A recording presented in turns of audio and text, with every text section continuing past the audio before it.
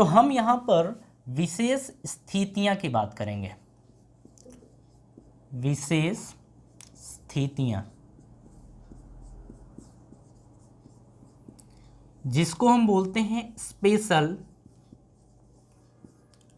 Conditions, special conditions. चलिए जरा इसमें आप ये समझिए, जैसे देखिए यहाँ पर मान लीजिए कि एक वस्तु ये है, दूसरी ये है, इसका मास m1 है और इसका मास m2, इसका वेग यानी कि वेलोसिटी v1 मान लीजिए और इसकी वेलोसिटी v2 मान लीजिए, ठीक है, ऐसा मान लीजिए। अब यहाँ पर समझिएगा, हम यहाँ पर ये बोलते हैं कि मान लीजिए यदि ऐसे, यदि द्रव्यमान समान, यदि द्रव्यमान समान तथा वेग v1 and v2, v1 and v2 तथा संवेग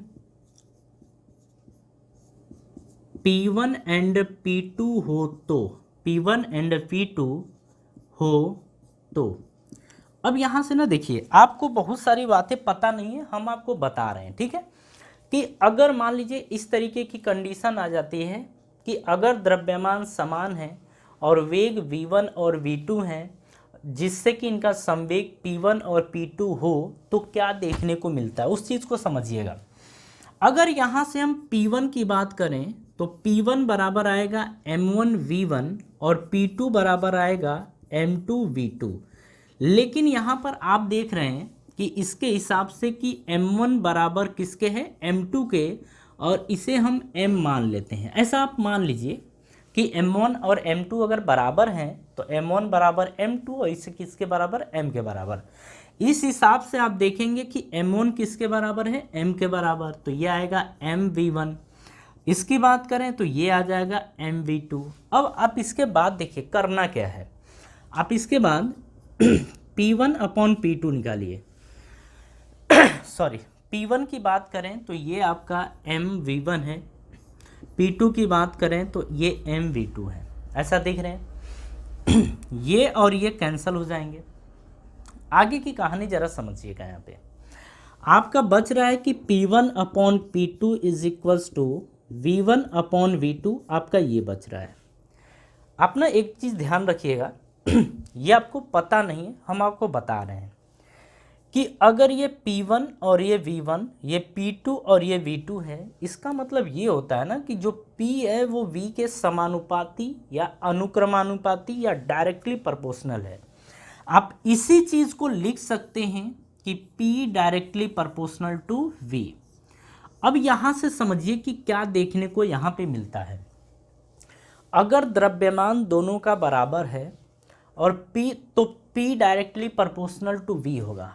कहेंगे ये कि अगर दो वस्तुओं का द्रव्यमान बराबर है, दो वस्तुओं का द्रव्यमान बराबर है और उनका वेग अलग अलग है, तो जिसका वेग ज़्यादा होगा, जिसका वेग ज़्यादा होगा उसका संवेग ज़्यादा होगा। दो वस्तुओं का द्रव्यमान बराबर है तो जिसका वेग ज़्यादा होगा उसका संवेग भी ज़्यादा होगा।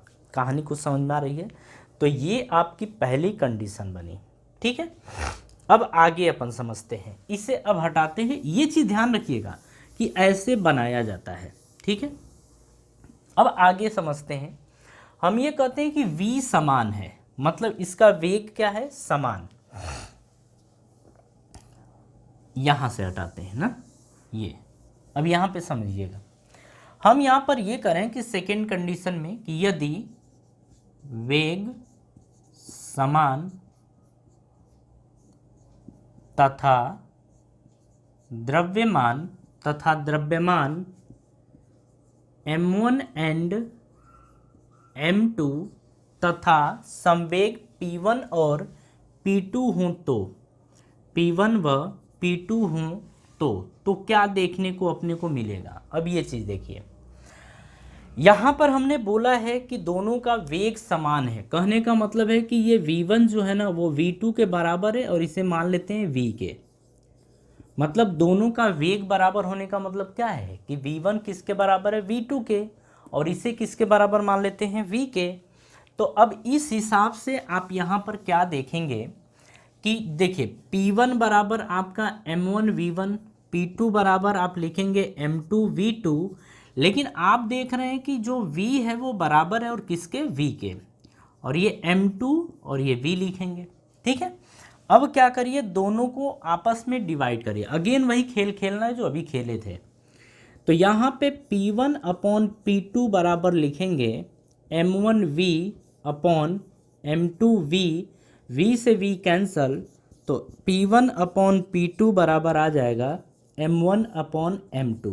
अगेन वही कहानी जो आप देखे थे, P1 डायरेक्ट P1 M1 है, P2 M2 है, तो आप यहाँ से ऐसा बोलेंगे कि जो P होगा वो डायरेक्टली प्रोपोर्शनल टू M होगा, जो P होगा वो डायरेक्टली प्रोपोर्शनल टू M होगा, यानी कि P द्रव्यमान संवेग द्रव्यमान के समानुपाती है। अब ऐसा बोलेंगे। अब यहाँ कहानी समझिए, हम करें कि दो वस्तुएं हैं जिनका वेग समान है, दो वस्तुएं हैं जिनका वेग समान है, तो उनमें जो भारी होगा उसका संवेग ज़्यादा होगा, यानी कि जिसका द्रव्यमान ज़्यादा होगा उसका संवेग भी ज़्यादा होगा। ठीक है, चलिए अब आगे अपन समझते हैं इसके बाद कि देखिए सब कुछ तो अब कर चुके, अब एक ना जो लास्ट है वो अपने आप में बेहतर है, आप उस चीज़ को समझिएगा। ठीक है, हाँ जी, चलिए आते हैं थर्ड पे। थर्ड में आप क्या बोलेंगे कि यदि संवेग समान हो, यदि संवेग समान हो तथा द्रव्यमान M1 व M2 हो, M1 व M2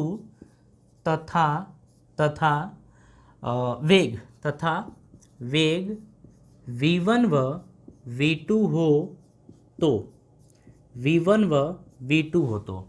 अब यहाँ से क्या बोलेंगे, देखिए यहाँ पर हम लिखेंगे P, अच्छा यहाँ पर क्या लिखा गया है, यहाँ पर लिखा गया है कि संवेग समान है, मतलब अगर इसका संवेग P1 है और इसका संवेग P2 है तो दोनों किसके बराबर हैं, आपस में बराबर, इसे हम मान लेंगे P के बराबर, ऐसा मान लेंगे P के बराबर है, दोनों आपस में बराबर है तो उसे P के बराबर मान लीजिए, कोई दिक्कत नहीं है।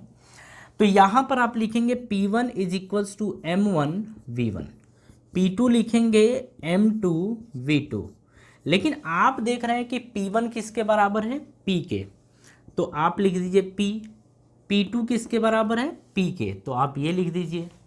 अब दोनों को आपस में डिवाइड करिए, कैसे, P1 upon P2 is equals to M, अच्छा P1 की जगह क्या है P, P2 की जगह क्या है P, ये इज इक्वल्स टू M1V1, तो यहाँ लिखेंगे M1V1 अपॉन M2V2।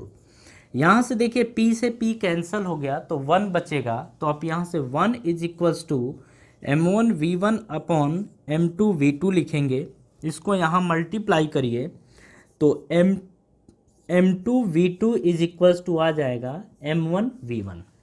इसे आप लिख सकते हैं M1V1 is equals to M2V2। अब यहाँ कहानी समझिएगा, हम करें कि दो वस्तुएं हैं जिनके द्रव्यमान और वेग का गुणनफल बराबर है। इसका कहने का क्या मतलब है कि जो द्रव्यमान है और वेग है ना वो कांस्टेंट यानी कि नियत है।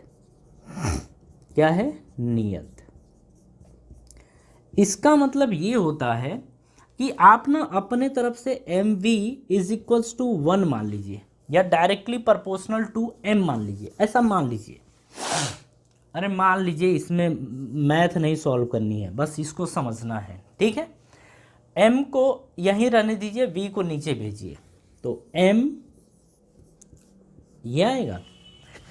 सॉरी, इसका मतलब ये होता है कि जो द्रव्यमान और वेग होते हैं एक दूसरे के व्युत्क्रमानुपाती यानी कि इन्वर्सली प्रोपोर्शनल होते हैं, ठीक है। तो यहाँ से आप क्या बोलेंगे, यहाँ से आप बोलेंगे कि अगर दो वस्तुएं जिनका संवेग यानी कि मोमेंटम बराबर है अगर अगर उसका वेग ज़्यादा होगा तो उसका द्रव्यमान कम होगा। मतलब जिस वस्तु का वेग ज़्यादा होगा उसका द्रव्यमान कम होगा, तभी दोनों वस्तुओं का संवेग बराबर होगा। तो इस कंडीशन को ना थोड़ा स्पेशल तरीके से ज़रूर देख लीजिएगा, ठीक है ना। ये ज़रूर आप देखिएगा, इसको ध्यान दीजिएगा कि ये क्या आपको समझाया गया है, ठीक है जी।